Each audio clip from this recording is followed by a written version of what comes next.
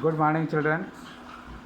आज हम नई कहानी यानी कि सती पढ़ने जा रहे हैं। सती कहानी किसी हमारे देश की पौराणिक सती की कहानी नहीं है। यह एक आधुनिक युग की ठग जिसे कहेंगे ऐसी सती की कहानी है। शिवानी ने इस कहानी के माध्यम से हमें समझाने का प्रयास किया है कि हमें रास्ते में, सफ़र में या कहीं जा रहे हों तो कितना भी व्यक्ति कोई हम पर विश्वास करे या हमें विश्वास दिलाने का प्रयास करे, हमें उस पर अधिक से अधिक विश्वास नहीं करना चाहिए। कम से कम विश्वास करना चाहिए अपने सामान की, अपने सम्मान की और अपने स्वाभिमान की रक्षा हमें स्वयं करनी चाहिए। ऐसा शिवानी जी ने इस कहानी के माध्यम से बताना चाहा है। कहानी का प्रारंभ एक ट्रेन से होता है। ट्रेन में 3 महिलाएं बैठती हैं, जिनमें से एक सामाजिक कार्यकर्ता होती है, एक लेखिका होती है और एक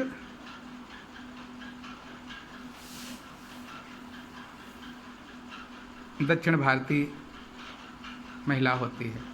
उसी बीच में ये चौथी महिला आ जाती है जो बहुत बोलती है और अपना परिचय देती है कि वो एक किसी पर्वतारोही की पत्नी है जो पिछले साल एवरेस्ट की चढ़ाई के लिए आया था।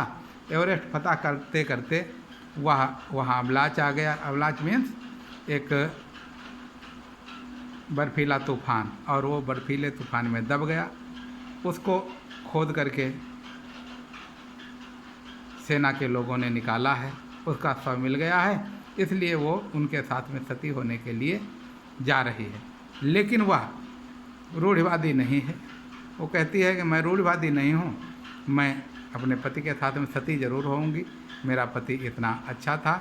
लेकिन वह तरह तरह के पकवान बना करके लाई है और उन तीनों महिलाओं को वो खाने का आग्रह करती है।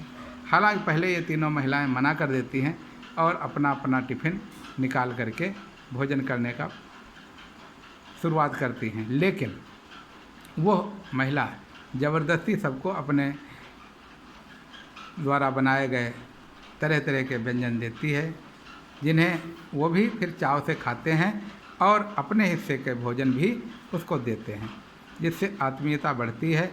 महिलाओं को विश्वास भी हो जाता है कि वास्तव में बहुत अच्छी महिला है। लेकिन वो व्यंजन खाने के बाद में तीनों महिलाओं को नींद आ जाती है और वो सो जाती हैं। इसी बीच में जो महिला भोजन की कराती है वह क्या करती है, सबका सामान बटोर करके और किसी स्थान पर, स्टेशन पर उतर जाती है। कुछ समय के बाद जब उन महिलाओं की आंखें खुलती हैं तो देखती है कि वो सती नहीं यहाँ पर दिखाई पड़ रही है।